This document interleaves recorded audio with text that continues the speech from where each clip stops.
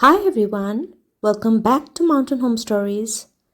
Today we are stepping into the world of Rabindranath Tagore with one of his most heart-wrenching short stories, The Homecoming, originally titled Chuti. It's a story about Photik Chakravarti, a mischievous 14-year-old boy who finds himself caught between the freedom of his rural village and the cold, suffocating walls of city life in Calcutta. It's more than just a story about a move. It's a journey about the universal human need for belonging and the tragic irony of what it truly means to go home. Let's explore why Photik's last words, "Mother, the holidays have come," still haunts readers over a century later. If you love deep dives into classic literature like this, make sure to hit that subscribe button and join Mountain Home Stories so you never miss a story. So now, without wasting any further time, let's start off with this story. The Homecoming. Photik Chakravarti was ringleader among the boys of the village. A new mischief got into his head. There was a heavy log lying on the mud flat of the river waiting to be shaped into a mast for a boat. He decided that they should all work together to shift the log by main force from its place and roll it away. The owner of the log would be angry and surprised, and they would all enjoy the fun. Everyone seconded the proposal, and it was carried unanimously. But just as the fun was about to begin, Makhon, Photik's younger brother, sauntered up and sat down on the log in front of them all without a word. The boys were puzzled for a moment. He was pushed, rather timidly, by one of the boys and told to get up. But he remained quite unconcerned. He appeared like a young philosopher meditating on the futility of games. Photik was furious. "Makhon!" he cried. "If you don't get down this minute, I'll thrash you." Makhon only moved to a more comfortable position. Now, if Photik was to keep his regal dignity before the public, it was clear he ought to carry out his threat. But his courage failed him at the crisis. His fertile brain, however, rapidly seized up a new maneuver which would discomfit his brother and afford his followers an added amusement. He gave the word of command to roll the log and Makhon over together. Makhon heard the order and made it a point of honor to stick on. But he overlooked the fact, like those who attempt earthly fame in other matters, that there was peril in it. The boys began to heave at the log with all their might, calling out, "1, 2, 3, go!" At the word "go," the log went, and with it went Makhon's philosophy, glory and all. The other boys shouted themselves hoarse with delight, but Photik was a little frightened. He knew what was coming. And sure enough, Makhon rose from Mother Earth, blind as fate and screaming like the Furies. He rushed at Photik and scratched his face and bait him and kicked him and then went crying home. The first act of the drama was over. Photik wiped his face and sat down on the edge of a sunken barge by the river bank and began to chew a piece of grass. A boat came up to the landing, and a middle-aged man with grey hair and dark moustache stepped on shore. He saw the boy sitting there doing nothing and asked him where the Chakravartis lived. Photik went on chewing the grass and said, "Over there." But it was quite impossible to tell where he pointed. The stranger asked him again. He swung his legs to and fro on the side of the barge and said, "Go and find out," and continued to chew the grass as before. But now a servant came down from the house and told Photik his mother wanted him. Photik refused to move. But the servant was the master on this occasion. He took Photik up roughly and carried him, kicking and struggling in impotent rage. When Photik came into the house, his mother saw him. She called out angrily, "So you have been hitting Makhon again?" Photik answered indignantly, "No, I haven't. Who told you that?" His mother shouted, "Don't tell lies. You have." Photik said sullenly, "I tell you, I haven't. You ask Makhon." But Makhon thought it best to stick to his previous statement. He said, Yes, mother, Photik did hit me. Photik's patience was already exhausted. He could not bear this injustice. He rushed at Makon and hammered him with blows. Take that, he cried, and that, for telling lies. His mother took Makon's side in a moment and pulled Photik away, beating him with her hands. Then Photik pushed her aside. She shouted out, What, you little villain? Would you hit your own mother?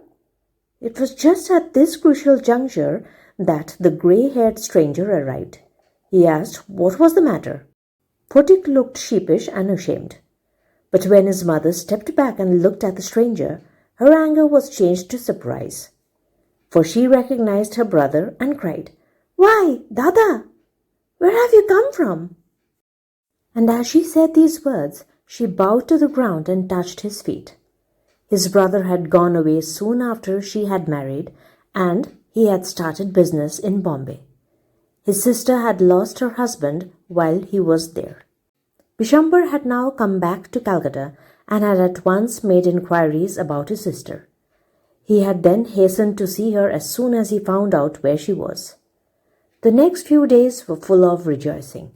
The brother asked after the education of the two boys. He was told by his sister that Photik was a perpetual nuisance. He was lazy, disobedient, and wild. But Makhon was as good as gold, as quiet as a lamb, and very fond of reading. Bishambar kindly offered to take Photik off his sister's hands and educate him with his own children in Calcutta. The widowed mother readily agreed.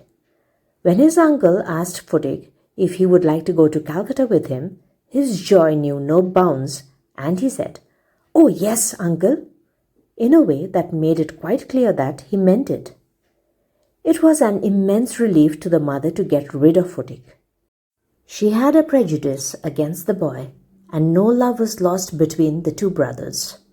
She was in daily fear that he would either drown Makhon some day in the river, or break his head in a fight, or run him into some danger. At the same time, she was a little distressed to see Photik's extreme eagerness to get away. Photik, as soon as all was settled, kept asking his uncle every minute when they were to start. He was on pins and needles all day long with excitement and lay awake most of the night. He bequeathed to Makhon in perpetuity his fishing rod, his big kite, and his marbles.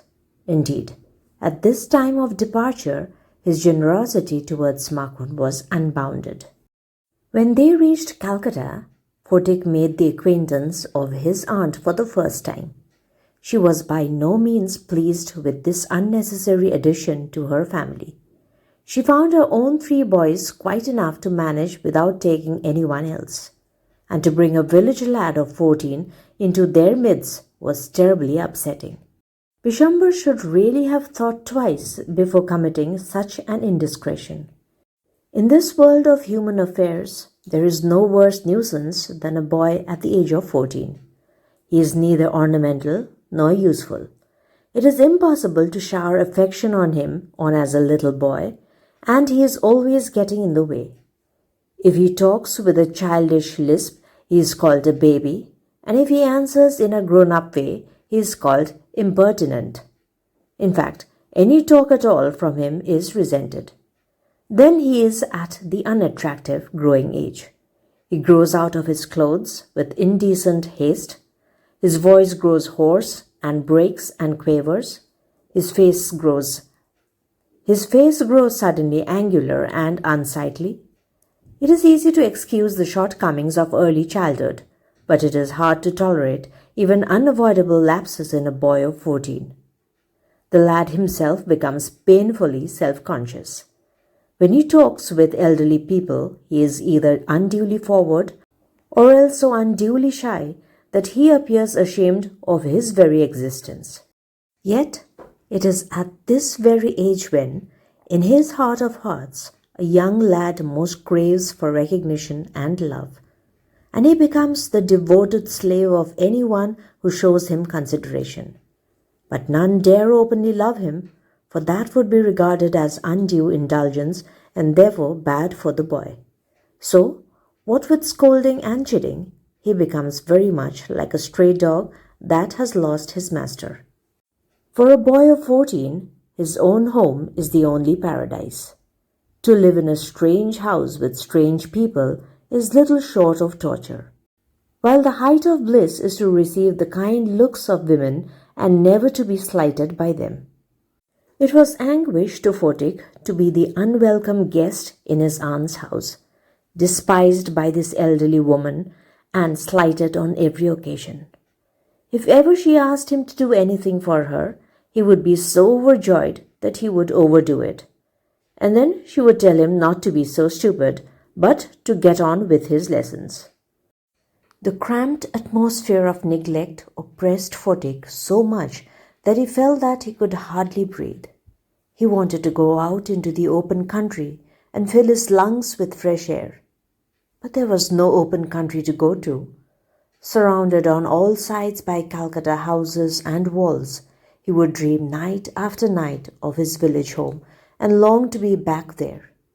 He remembered the glorious meadow where he used to fly his kite all day long, the broad river banks where he would wander about the livelong day singing and shouting for joy, the narrow brook where he could go and dive and swim at any time he liked.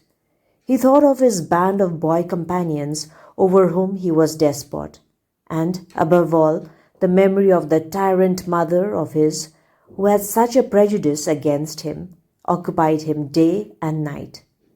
A kind of physical love like that of animals, a longing to be in the presence of the one who is loved, an inexpressible wistfulness during absence.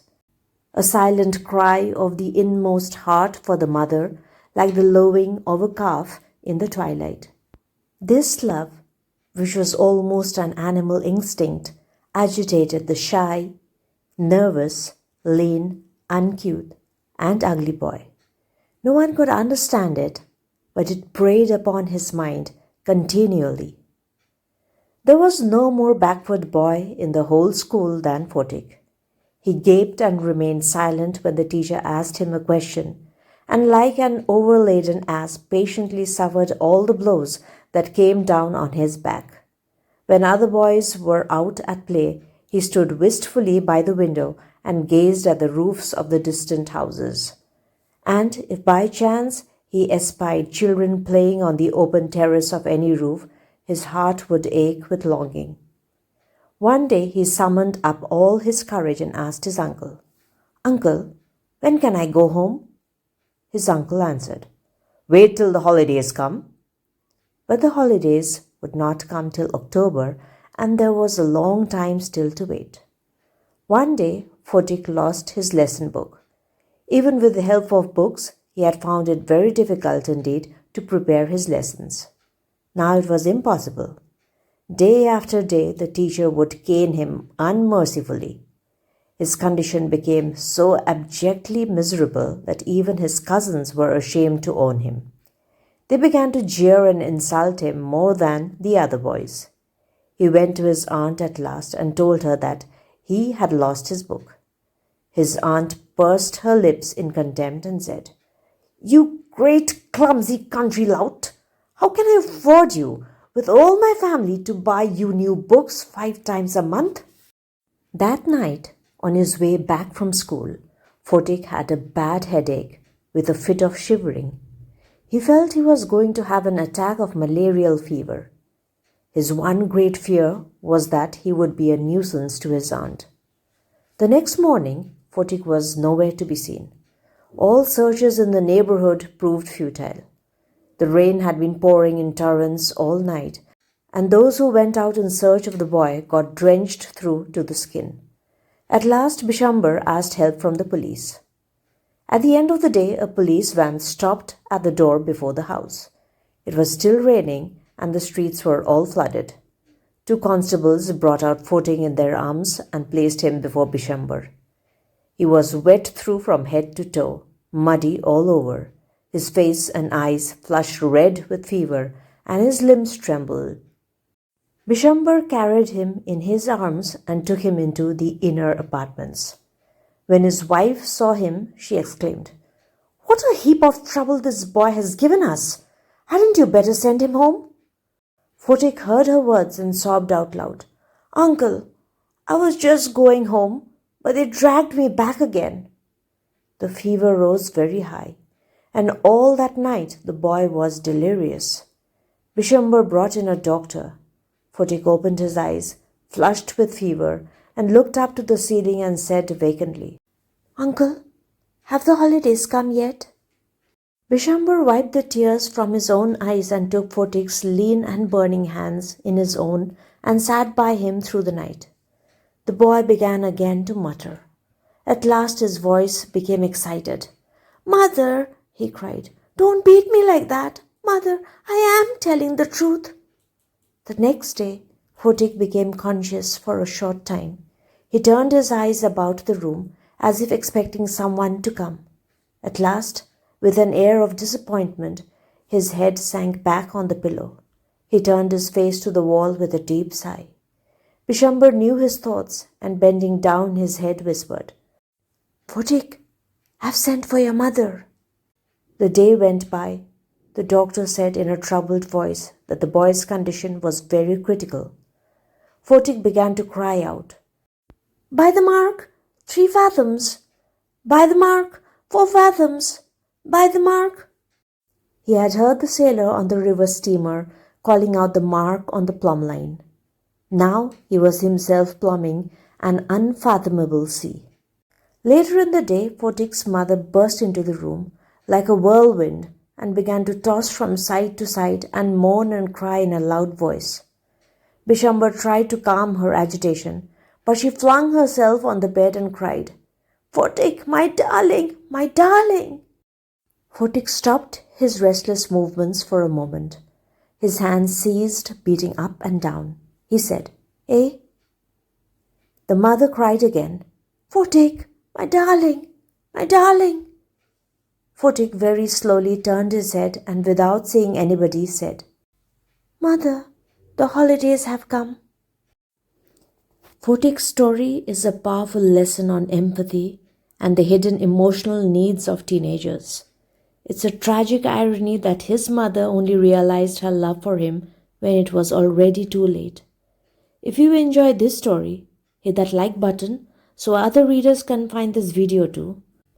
Also, don't forget to subscribe to Mountain Home Stories to stay updated with every new video that I upload. Let me know in the comments which character you found the most frustrating. Was it the aunt, the uncle, or the mother? See you in the next one. Till then, take care and bye-bye.